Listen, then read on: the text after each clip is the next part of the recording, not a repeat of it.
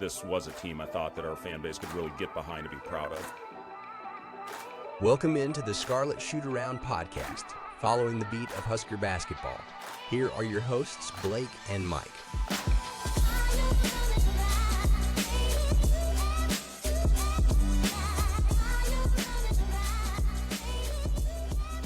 Nebraska heads down into a scary environment in the Octagon of Doom, but walks out with a victory 62-46 over Kansas State. Hello, everybody, and welcome in to the Scarlet Shootaround podcast. My name is Blake, here with co-host Mike. Mike is remote this time, actually on a family excursion up north, so maybe for those on YouTube, his quality not quite as good, but still here with us. Mike, how are the out-of-state events happening for you today? Yeah, we're on site in Wisconsin right now. We're actually going to go to some Wisconsin high school basketball tomorrow night. Looking forward to that. I know, I think Patrick Rowe is his name. I know he's actually talked to Nebraska, getting recruited a little bit in the 2024 class. So maybe do some in-person scouting there. But yeah, it's been good. Had a chance to watch the volleyball game. Obviously, it's not how we'd hoped the season would end, but what a great season by the ladies, though. 2 losses on the season. Can't be too upset about that. Just sucks that one of them came in the national championship game, obviously, and then obviously big football news over this weekend with some hectic stuff. 5-star recruit Dylan Raiola committing or getting a verbal commit. So, but that's that. We're obviously a basketball podcast. The biggest win for us on this podcast was the massive win down in the Little Apple in the Octagon of Doom, as you said, which was pretty friendly confines from my understanding. Yeah, I was down there on site, did post a picture to our Instagram for our first post, if anybody's interested in checking that out. We were on site with the sweatshirt, with the logo. Need to shout out another fan of ours, that listener of the show, Connor, I don't know if it's his name right, Husson, however you may pronounce it. Winner of the giveaway, he actually wore one of our sweatshirts down to the game and posted on Twitter. So really excited to see that. And anytime any of our listeners shares pictures of any of our merchandise, I promise you will have a spot on our Twitter feed. So, excuse me. That being said, Mike, let's get into the game. Nebraska obviously goes into this game as a 4-point dog, but walks out with a victory, and our front court absolutely dominated. Mass, Gary, and Williams combined for over 30 rebounds. Nearly 40 rebounds. Unbelievable performance by those guys. Yeah, I know, Mast and Gary both of the double-double, and Williams was right there with them, just a single rebound away. I think he had 9 points too, so maybe another point away, but right there, almost 3 double-doubles from those guys. Front court was huge, played some big-time bully ball, dominating the inside and the paint and the glass. It's exactly what I wanted to see from this team, because I know that's, when it comes to Big Ten ball, that's going to be a big focus, and to see them do it on the road in a true road environment. After we had some questions with the Minnesota game, I was very impressed with them. So this is our second game in a row where we've come out in the second half and almost, inserted our will against our opponent. Hoiberg talked post-game about that and some of the momentum that this game has created. And then second half, I really thought the difference was going out in those first couple possessions and really establishing the offensive glass. And Juwan Gary has such great instincts of knowing where the ball is coming off. And, it's 2 games in a row now with Michigan State. I think it was the identical score at halftime, coming out and, really setting the tone with physicality in the second half. And then we were getting into our stuff better, and that's where we were able to stretch the lead. We still didn't shoot it great, but, when you defend like that at that high a level, when your shots aren't falling, that's a great sign. Usually, human nature, when the ball isn't going in the hoop, is to let down on the other end. So Fred, very happy about the defensive effort by the Huskers, and Jerome Tang was very complimentary as well. Nebraska just kicked our butt. Second half, they just kicked our butt. They found a chink in the armor, and they took advantage of it, and we didn't have an answer, and that's on me as the coach. And so we will correct that. We will come back tomorrow and get 1% better. So, Mike, Nebraska's defense absolutely stifling in this one, holding the Wildcats to 27% shooting from the field and 13% from three-point. What do you think went into our stellar defensive performance? Was it more of what we did or more of a lack of what K-State did on the offensive side? I definitely think it's a bit of both. I know Sam Hoiberg had a hell of a game on the defensive end. I mean, you look at his stat line, it's not going to pop out to you, but he did a great job on their guards. I think their two starting guards combined to shoot for 25% from the field. So, and I know we had highlighted them coming into the game as kind of their primary scorers. So being able to hold them to a very poor shooting day was big. I think it was a lot of what we did, but also, they had some looks, and if the shots aren't falling, I think they went 0 for 12 from 3 in the second half. So it's a different story if they make those shots. Some of that, obviously, they're not every shot's going to fall. It's kind of the same. It's kind of the deal, though. If we're giving up those shots against Creighton and they're going in, it's a 30-point loss. But if they're not falling, the defense looks amazing. We're dominating the rebounds and closing out possessions, and I think it just looks really good for us then. So I think it's a little bit of both, a little bit of us and our game plan and how we played them, but also a little bit of the fact that their shots weren't falling today. You mentioned Hoiberg, his stat line being 3, 3, and 2, 1 of 3 from the field and 1 of 2 from 3. So, maybe not a stat line that's going to, like you said, blow you away or going to light up, ESPN headlines or anything like that. But I think what Sam brings to the floor, honestly, is a stellar intensity on defense. And not to take anything away from Jamarcus Lawrence, as obviously he's a good defender as well. But when Hoiberg's out there, Mike, it just seems like our defense comes so much more natural and easy when we can take away some of their lead guard play. Yeah, the clamps come out. You just stick them on their best guard, and he gets in their pocket. He doesn't give them any room to breathe. It's really impressive. I think he's obviously brings the effort. He's really high basketball IQ. He knows how to play the game. He knows ball, as we might say, and just very impressive for me. I love what he brings to the team. He's a real glue guy. He sticks that because it's one thing to guard your man, but it's also a team effort on the defensive end, and that's what I said about the basketball IQ and all that stuff. It's if it's off ball helping, whatever, he's right there, which is where he needs to be. It really helps everybody else on the defensive end, and I think we saw a lot of that in this game, honestly. And Mike, we would be remiss to not bring up Juwan Gary's unbelievable performance, going for 13, a whopping 18 rebounds and an assist. Out of those 18 rebounds, Mike, 11 of them were on the offensive side. Gary hits a three-pointer, goes 6 of 16 from the field. An absolute all-world performance from Juwan Gary. And you would say that without his performance, this game could have gone down to the final minute.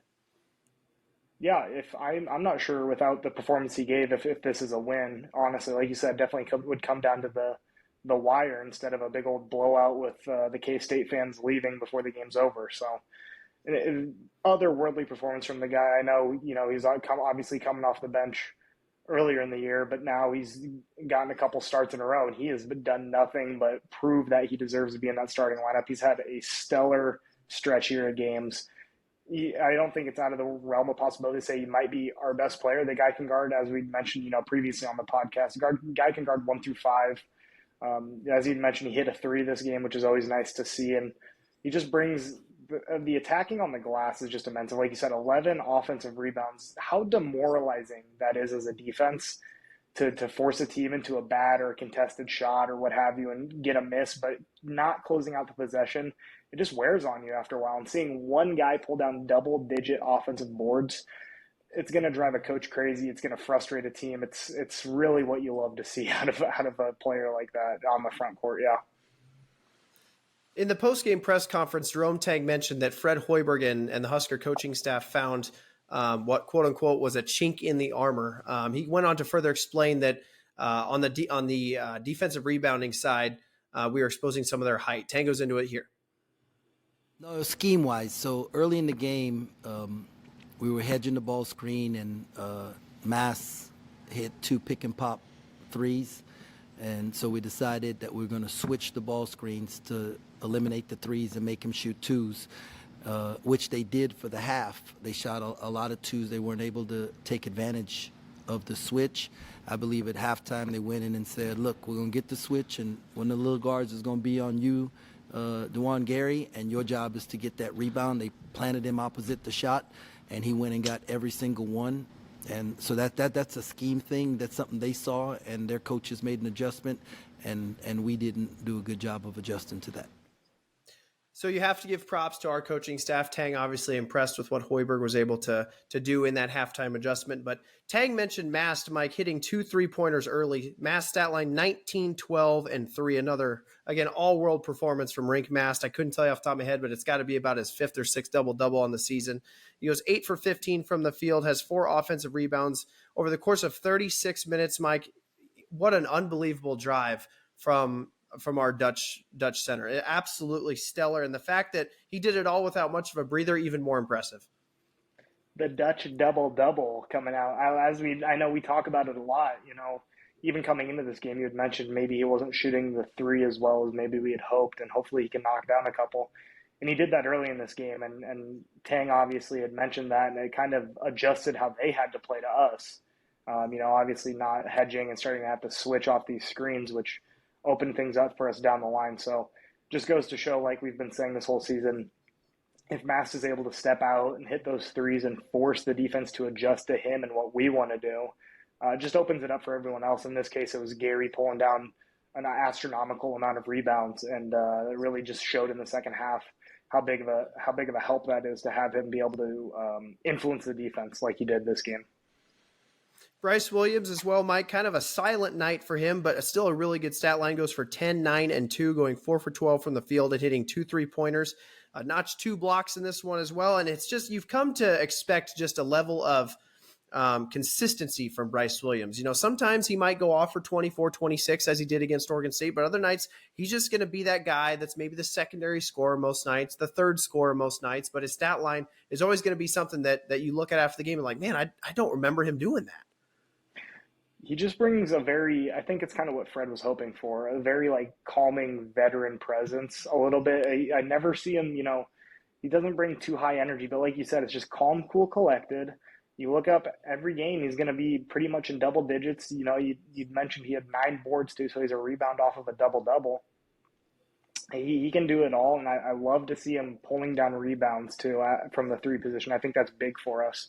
So, yeah, I love what I'm seeing from him. I love the consistency he has. It's nice to have a guy that you can kind of rely on for 10, 15 points. Like you said, maybe he'll go off for 20 here or there, but he's going to get his. He's normally pretty efficient doing it, and it's can't be overstated how important that is for a team. Yeah.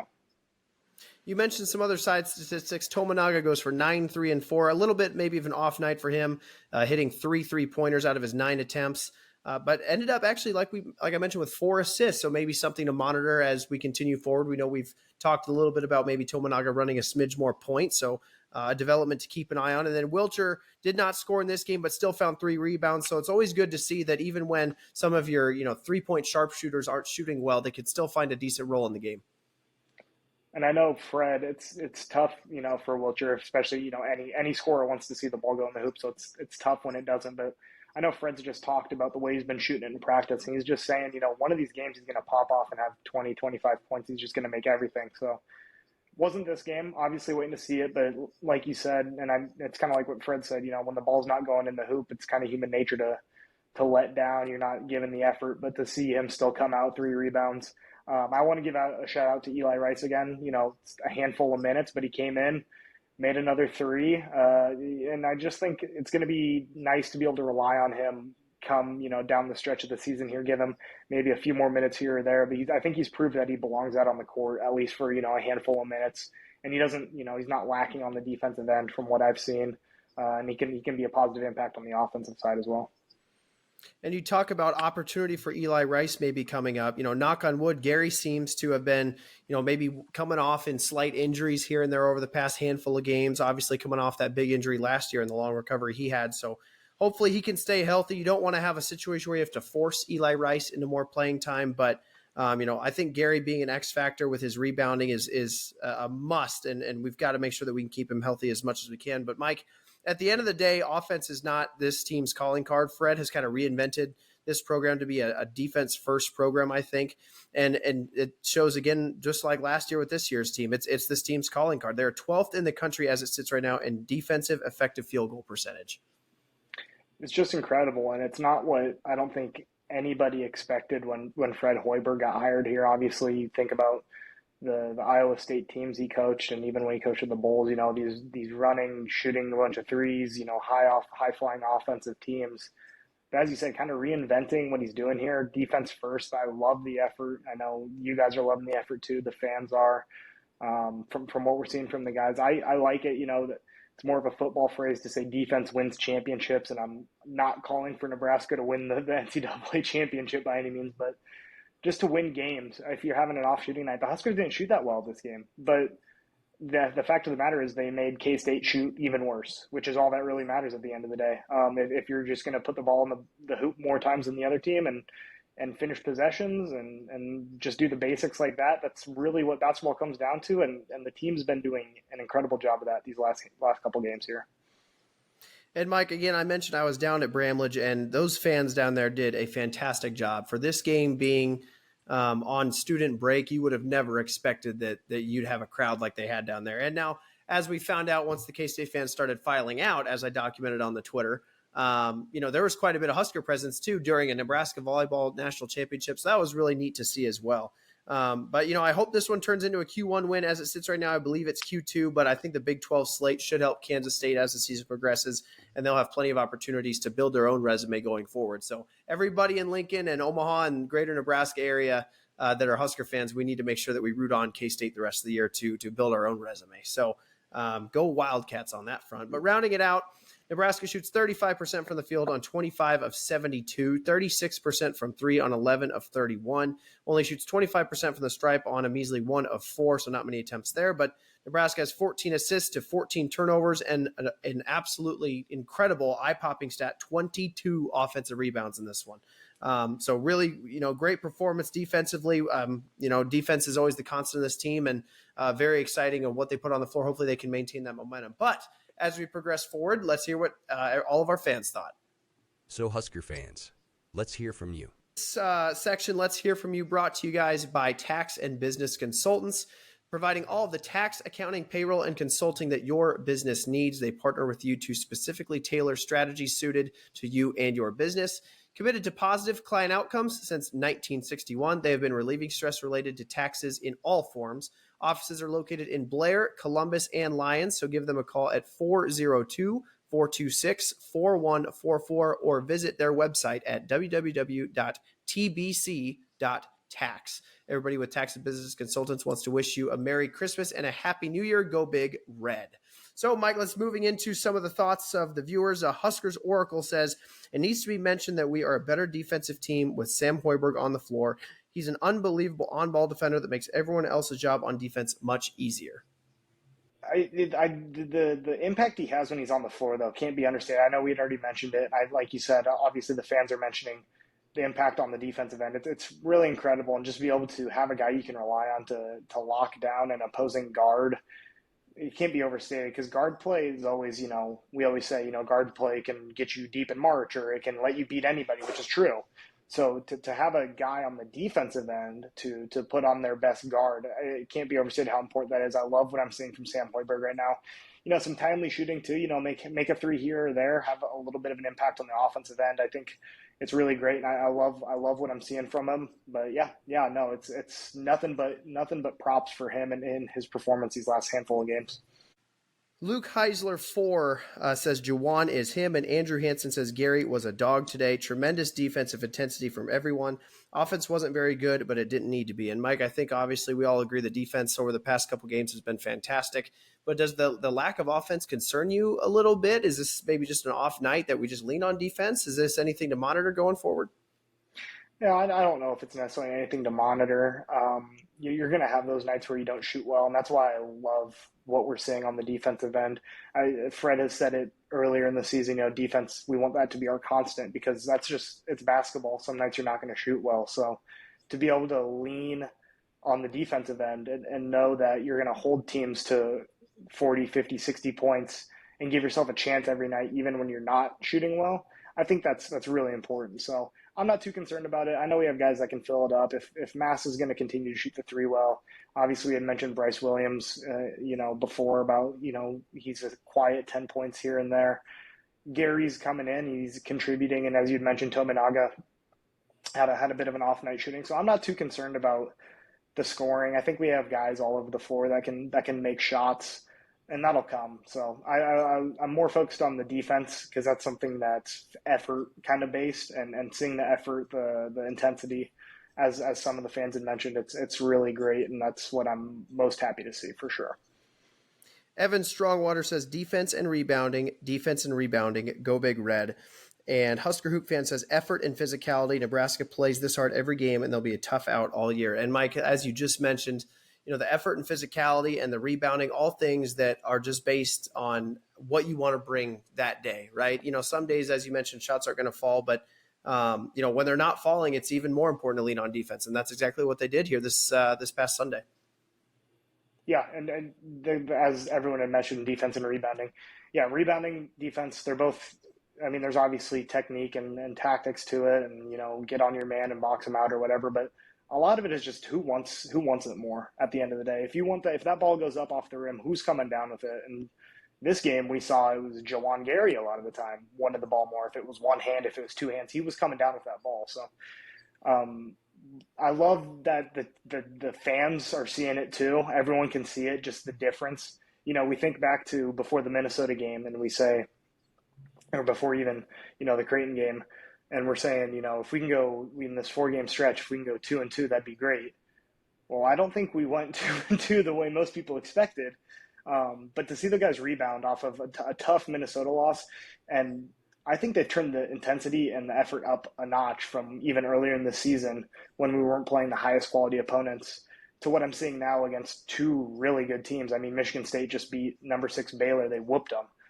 So that's a high quality team in Michigan State that we beat. And I think, as you mentioned, this K-State win, I think it's quad 2 right now, but I wouldn't be surprised if they're the top half of the Big 12, which is a great conference. So the effort and intensity that we're bringing for these big games, I'm loving it. I want to see if we can keep that for, some poor competition we have coming up, but the effort and intensity has been there, and I am loving it right now. Whizbang Hoops says he's usually the biggest Casey stan, but Jawan might be our best player. And Jacob Wright 27 says Gary is a bad man. We're at our best with Sam on the court.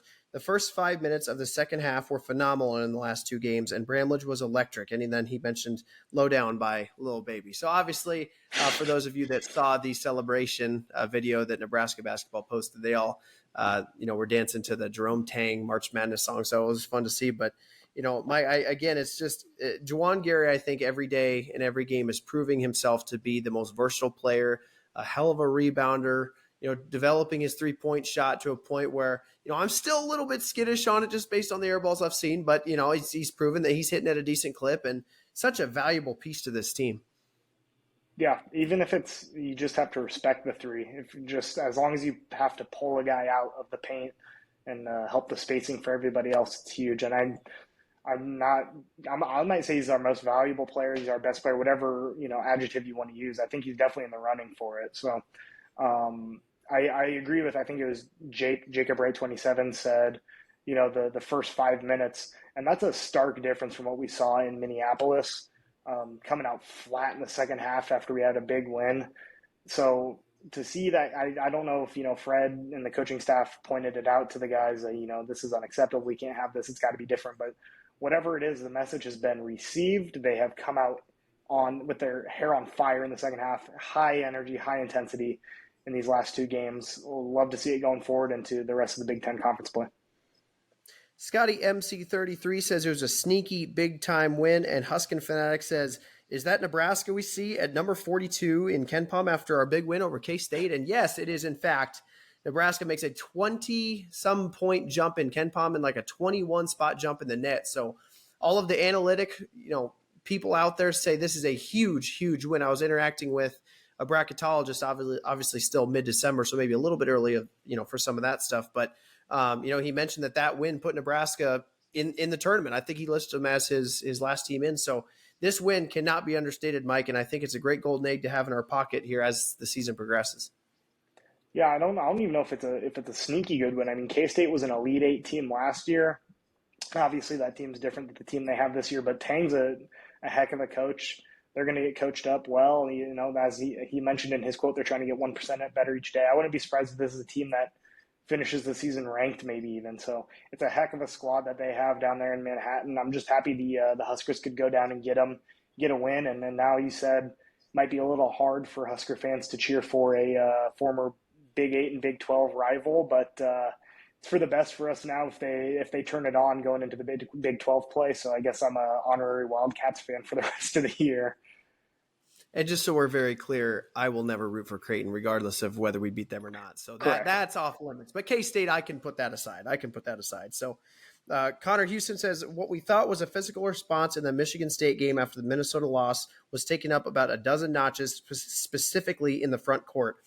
Got to get our guard play figured out. Eli Rice with more good minutes, and we had great traveling fans. Go Big Red. So, a lot to like about this game. Again, it's such a bone-chilling, exciting moment when we had Go Big Red chants, as everybody saw on Twitter in Bramlage. And I just can't stress enough how cool it is to have the diehard fans, like you, myself, and many others that are listening to the show and so on and so forth, to have a team that seriously has real potential to this. And all we want to see is this team reach its highest potential and have a good shot at getting into the tournament.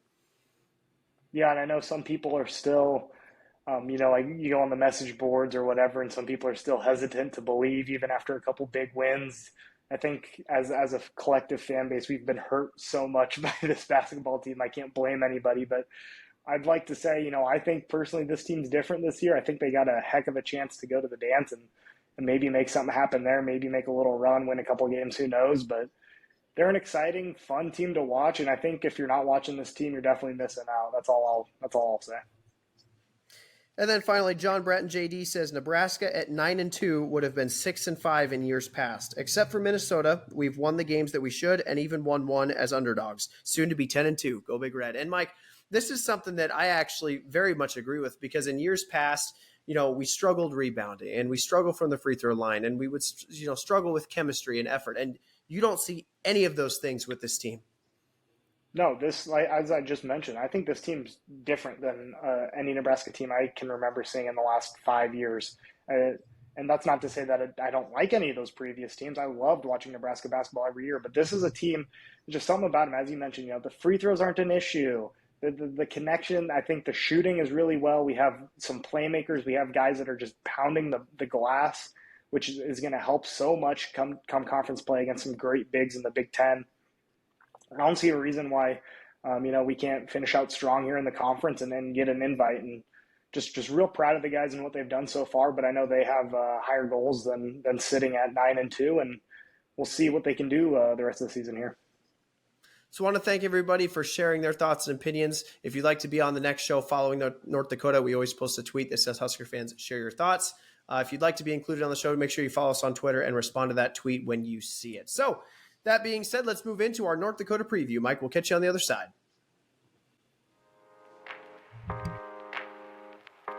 You are listening to the Scarlet Shootaround podcast.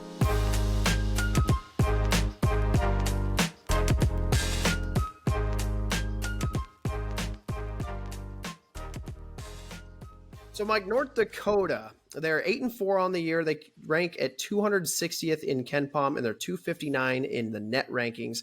They're picked preseason 5th in the Summit League. Notable wins for them, not much to speak of. They did beat number 259 Utah Tech on the road here in their previous game, 79-62, and they did beat number 284 New Orleans on a neutral court, 71-69 in overtime.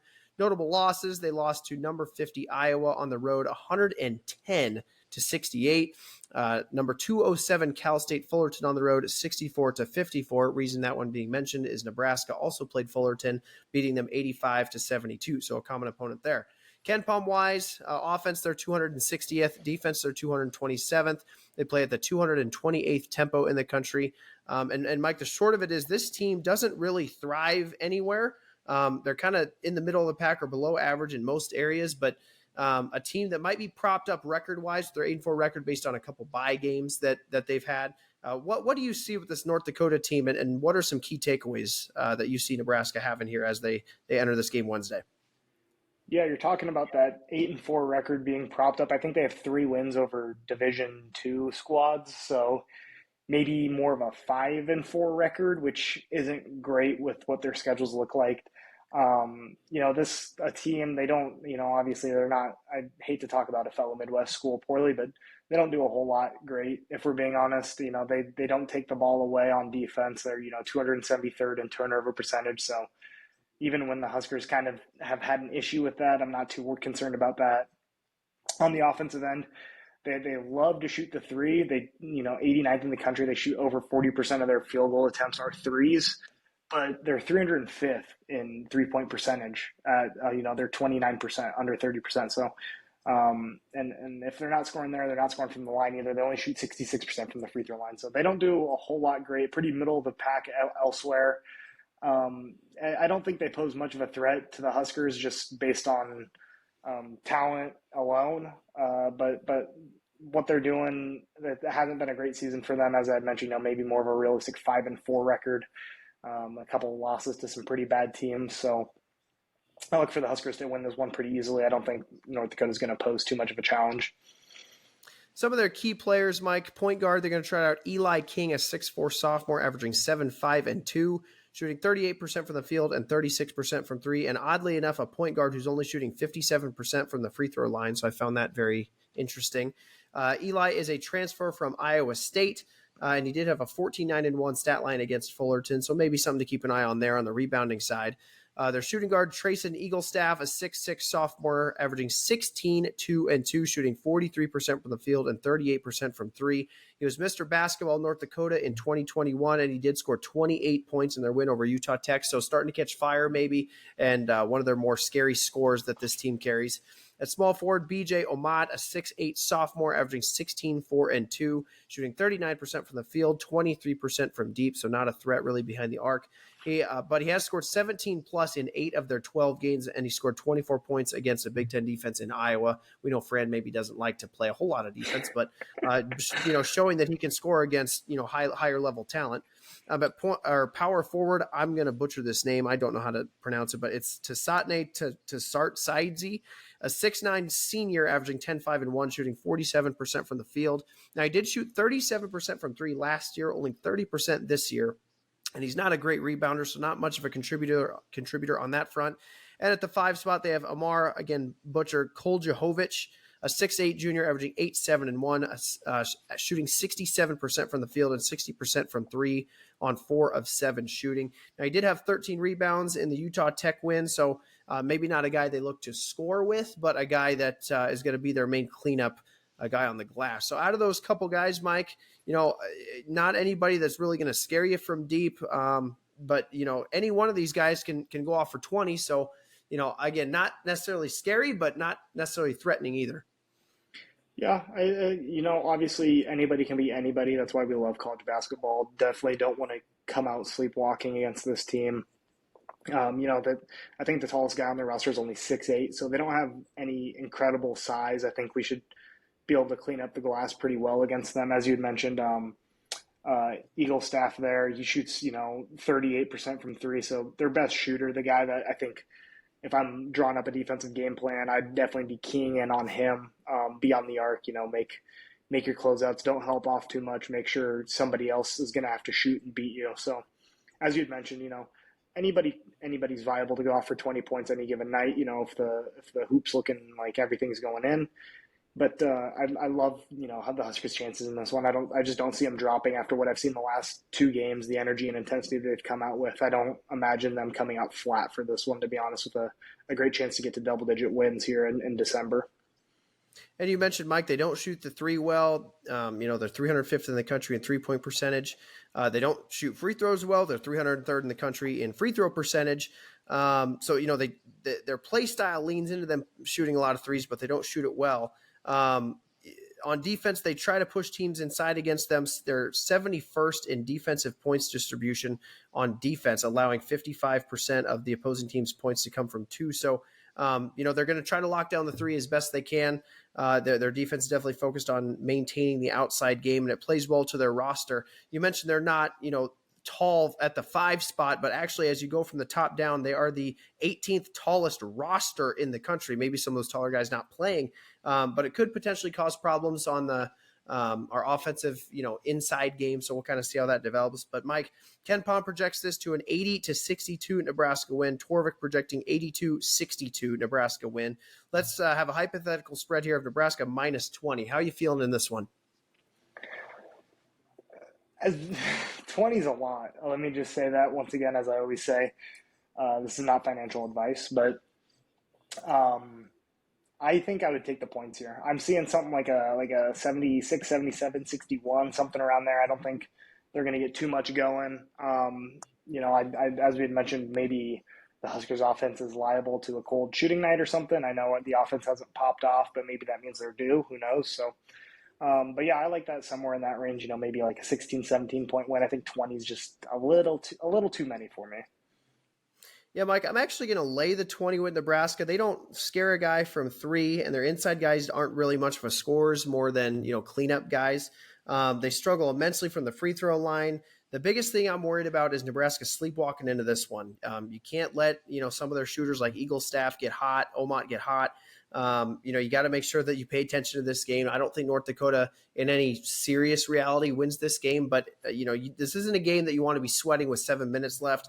I think an ideal scenario for Nebraska in this one is get, a big lead propped up late second half, maybe 7-6 minutes left, get some of those, freshmen in, get Eli Rice quality minutes, get Matar some quality minutes where, you can develop some of that depth barring injury and transfers or whatever else may happen. So I'm going to lay the 20, Mike. I'm going to predict a Nebraska 86-63 win in this one. So that being said, we'll catch you on the other side and we'll get you out of here.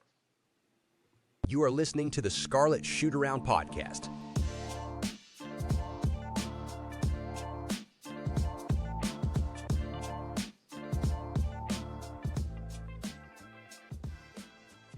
So, Mike, as we mentioned, Nebraska basketball starting to pop up a little bit in bracketology, so hopefully we can keep some of this momentum going. Obviously, a big week with big wins against Michigan State and Kansas State. Now we got a couple bye games. I mentioned on Twitter that this is a great opportunity for Nebraska to build its net rating, as we've seen a flaw in the system is blowing out bad teams inflates your net rating pretty immensely. So Nebraska needs to do their absolute best to just blow the water off of these teams and help their metrics as best they can. Let's try to get to 10-2 at Christmas, Mike. When we sit here and we talk about this and maybe October 15th, a month and a half ago, 2 months ago, what would we have thought preseason if we were 10-2 at this point? Yeah, I think everybody would be pretty ecstatic winning 10 games and only losing 2. Even the 2 games we lost the way they did still leaves a little bit of a bitter taste in most fans' mouth, I'd imagine. But like you said, just coming in, expectations preseason, seeing the lineup, that we had on the schedule, I think winning 10 games, anybody should be pretty happy with that. Don't want to look forward to winning an 11th game before we win the 10th one. But I think we got a couple pretty easy games here. I know we just talked a little bit about net rating and stuff. January is going to be a big month for us, so I'd love to see us put these 2 teams away handedly, maybe get some of our starters some extended rest, as you said, get some of those bench pieces some quality minutes, get them to develop, as you had mentioned. And like I said, get some rest, get everybody healed up, ready to go, come out of the break and look hot going into the rest of Big Ten play. I know we have like 3 or 4 maybe quad 1 opportunities just at the start of January, so big opportunity coming up, big month coming up here in January, but let's close out December strong. Get to hopefully 10-2 here, maybe 11-2, looking forward a little bit. And I think everybody should be very, very happy with that.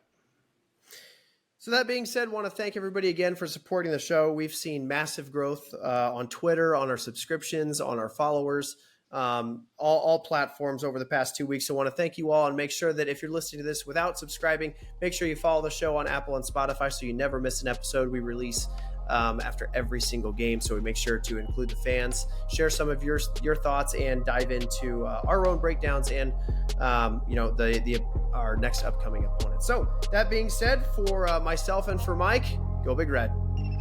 Go Big Red, baby.